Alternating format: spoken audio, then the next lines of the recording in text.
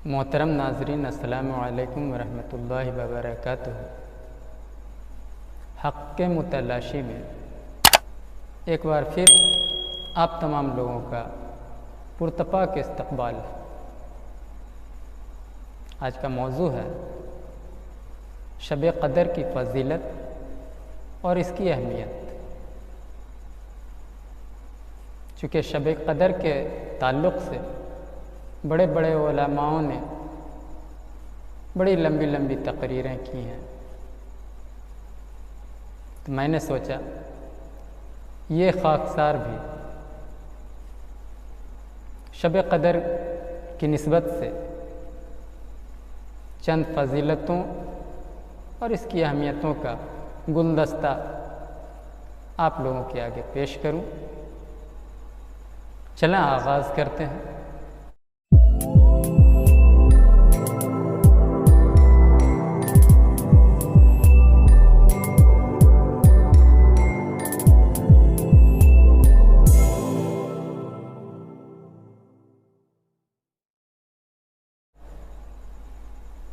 शब क़दर क्या है?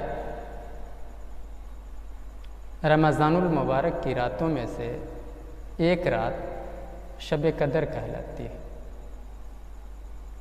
ये रात और रातों की बनिस्बत फ़ज़ीलतों और बरकतों वाली रात होती है। कुरान करीम में आया है, इस रात की इबादत 1000 महीनों से अफजल है। हमारे आका जनाब मोहम्मद रसूलुल्लाह सल्लल्लाहु अलैहि वसल्लम ने फरमाया कि इन 5 ताक़ रातों में से शब क़दर तलाश करो। कौन सी 5 रात? 21 की शब, 23 की शब, 25 की शब, 27 की शब और 29 की शब। खुशनसीब हैं वो लोग जिन्हें ये रात नसीब हुई। बाज़ हदीस में आया है कि जनाब मोहम्मद रसूलुल्लाह सल्लल्लाहु अलैहि वसल्लम जब पहली उम्मतों की उम्रों को देखा जो बहुत बहुत हुई हैं और अपनी उम्मत की उम्रों को देखा जो बहुत थोड़ी है, तो उन्हें ये रंज हुआ कि अगर उनकी उम्मत पहली उम्मत के आमालों की बराबरी करना चाहे तो ये नामुमकिन है। जिसकी वजह से अल्लाह जल्ला जलालहू जल्ला शानहू ने अपने लाडले नबी जनाब मोहम्मद रसूलुल्लाह सल्लल्लाहु अलैहि वसल्लम और उनकी उम्मत को ये रात मरहमत फरमाई। मैंने पहले भी कहा, कुरान करीम में आया है कि इस रात की एक रात की इबादत का सिला 1000 माह का सवाब। अब ज़रा इस 1000 माह को सालों में कन्वर्ट कर लें तो पाएंगे तकरीबन 83 साल 4 माह होते हैं।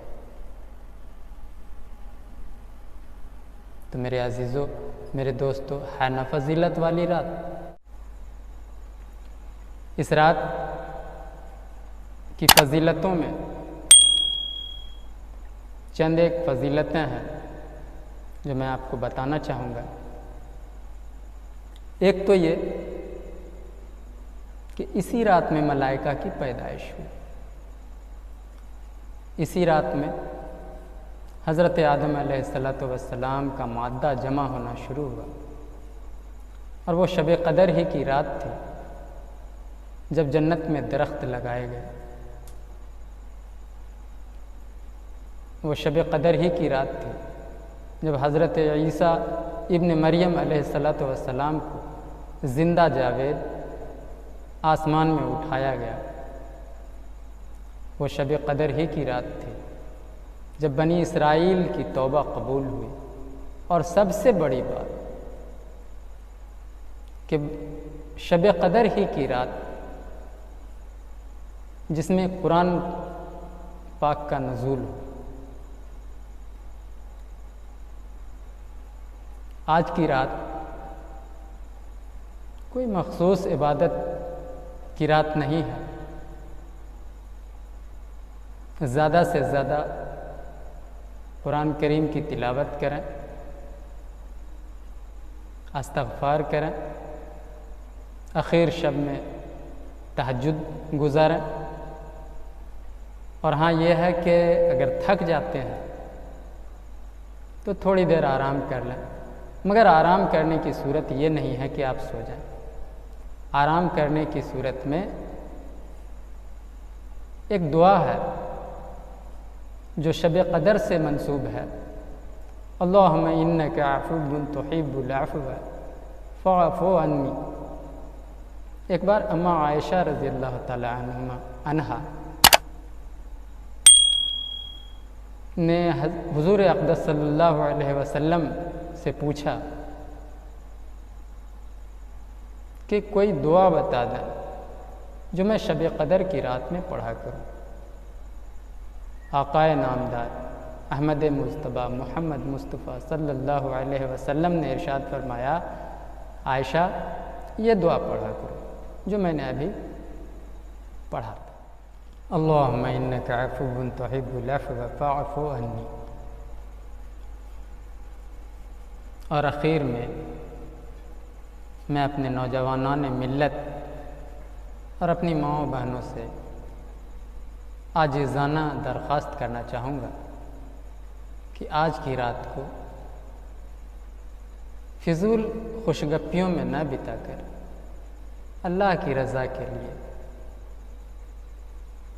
मगरिब बाद नमाज मगरिब तुलूए फज्र इबादत में मुनहमिक हो जाए, क्योंकि इसी वक्त रात के किसी न किसी हिस्से में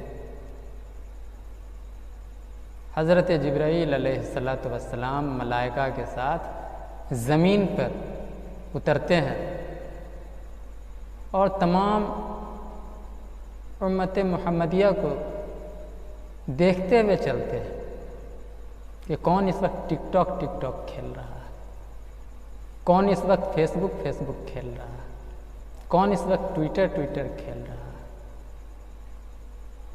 अल्लाह के लिए, अल्लाह की रज़ा के लिए आज की रात ट्विटर फेसबुक और टिकटॉक में वक्त ज़ाया न करें, वक्त बर्बाद न करें,